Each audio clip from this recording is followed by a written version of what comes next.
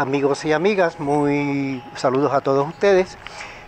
Vamos a seguir pues con esta meditación de los ejercicios espirituales de San Ignacio. Es una noticia buena que he recibido, que hasta ahora me han visto 36 personas, algunas en Canadá, otras en Estados Unidos, otras en México y hasta Taiwán. Así que estamos llegando prácticamente al mundo entero, gracias a Dios. Bueno, y espero que todos ustedes, los que me siguen, vayan internalizando esta experiencia con la oración. No se olviden que la oración es importante.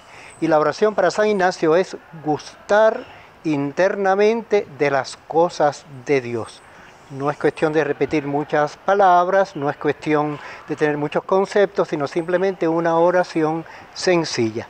Bueno, pues el tema de hoy es lo que se llama San Ignacio la primera semana. Y la primera semana comienza con la meditación del pecado. El pecado, esa palabrita tan importante, el pecado. El plan de Dios, como habíamos visto en el principio y fundamento, es que Él nos crea para ser felices. Él nos crea para que participemos de su misma vida divina. Pero viene el pecado y lo destruye todo, destruye el plan de Dios. San Ignacio quiere que en esta meditación, en este tema, meditemos el pecado en una triple dimensión. Primero, el pecado de los ángeles. Segundo, el pecado de Adán y Eva. Y tercero, el pecado de una persona como nosotros, que por su pecado pues ha ido al infierno y ha sido condenado. Claro, esta meditación del pecado, como lo pone San Ignacio, yo lo voy a actualizar al mundo de hoy, porque el pecado se inscribe en cada época de un modo muy distinto. Así que yo lo voy a aplicar a los tiempos modernos en que vivimos. Bueno, primero el pecado de los ángeles. De ese pecado habla la segunda carta del apóstol San Pedro con estas palabras: si Dios no perdonó a los ángeles pecadores, antes bien los sepultó en el infierno y los sumergió en el abismo de las tinieblas, reservándolos para el juicio. Y sigue hablando pues de ese pecado. Por esa es la cita principal que hay en la Biblia para hablar del pecado de los ángeles. El pecado de los ángeles fue un pecado de soberbia, es decir, se rebelaron contra Dios. Dicen los autores bíblicos que este pecado consistió en que no aceptaron que el Hijo de Dios, Jesucristo, la segunda persona de la Trinidad, se encarnase y se hiciese hombre como nosotros. Es decir, perdieron la gracia de Dios. Y esos ángeles fueron muchos que fueron al infierno, y el principal de esos ángeles es el que se llama Satanás, que nosotros llamamos el diablo, ¿verdad? O sea que ese es el primer pecado, pecado de los ángeles. El segundo pecado fue el pecado de Adán y Eva. Dios lo puso en el paraíso, les dio poder sobre toda la creación, pero les prohibió comer del árbol del bien y del mal. Eva comió y luego le dio a su esposo. Ese primer pecado, que llamamos pecado original, fue el pecado que nosotros heredamos por ser personas también humanas. Lo heredamos y por eso ese pecado se quita con el sacramento del bautismo. El mensaje verdadero, hay que reconocer que esta narración del Génesis está escrita en un lenguaje que se llama mítico, o sea que no se puede interpretar exactamente a la letra. Hay que saber cuál es el mensaje que se quiere dar. Y el mensaje que se quiere dar es que el hombre, desde el principio, siempre fue pecador y lo sigue siendo. Y la Biblia pues a ese primer hombre pues lo llama Adán, y Adán quiere decir tierra, y Eva quiere decir vida. O sea que es un lenguaje más bien simbólico, ¿no? O sea que sea cual sea la historia, el hombre siempre ha sido pecador, siempre. Todos pecaron y nosotros pecamos con Adán. El pecado de los primeros padres fue de soberbia, como el pecado de los ángeles. Y la soberbia consistió en que Dios le prohíbe comer de ese fruto del árbol del bien y del mal. Hablamos nosotros de la manzana, no hay ninguna manzana en la Biblia, ¿no? Eso es un invento nuestro, ¿no? O sea que es un lenguaje que Dios le prohíbe algo, comer del árbol, del fruto del bien y del mal, y ellos desobedecen. Eva comió y Adán comió. Y la soberbia, ese es el gran pecado de nuestros tiempos. Yo lo voy a concretizar y lo voy a aplicar al mundo de hoy. Ok. Le podemos también llamar pecado original, ¿por qué? Porque ese pecado del mundo de hoy es el origen de todos los males y de todos los pecados. ¿Y cuál es ese pecado? Se llama el pecado de idolatría del dinero.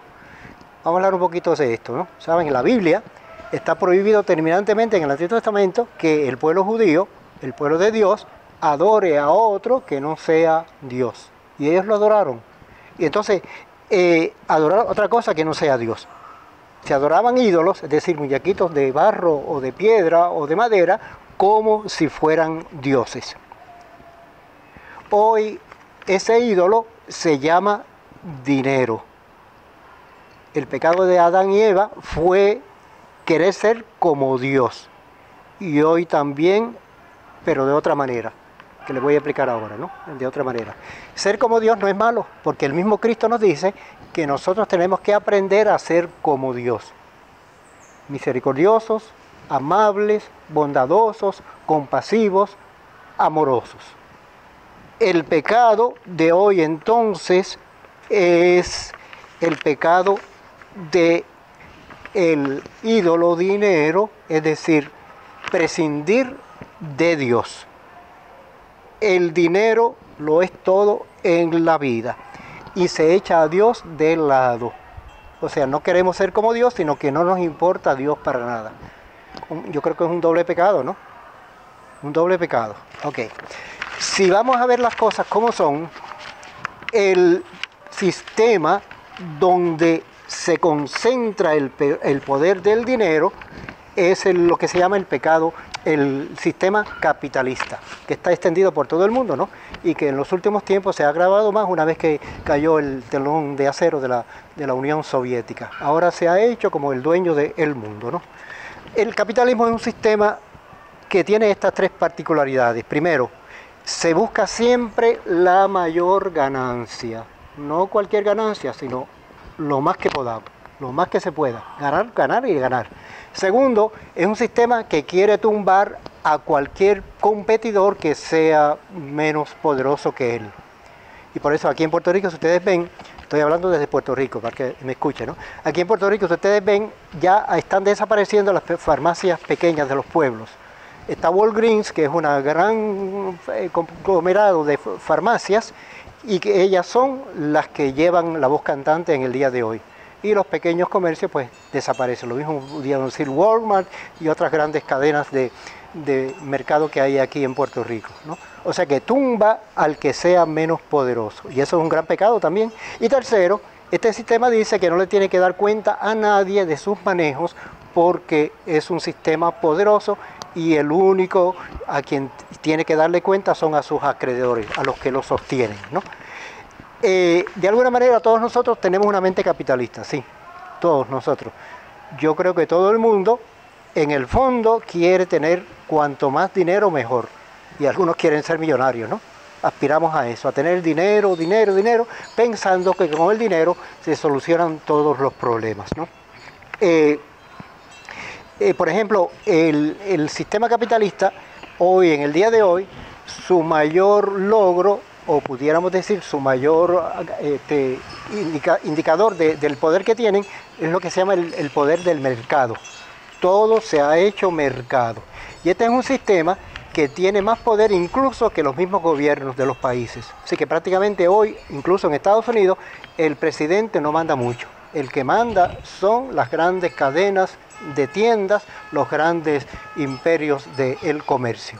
Así es. O sea que no tienen ningún poder especial. Por ejemplo, lo que decía yo, que tenemos mente capitalista, si hay un especial en un supermercado cualquiera por ahí y dicen, no, que es un especial, vayan y cómprelo. Y enseguida la gente hace en fila para comprar ese especial. Y yo le pregunto, oye, pero ¿por qué tú compras eso si tú no lo necesitas, no? Y me responde, no, es que está en especial. Bueno, está en especial, pero tú no lo necesitas.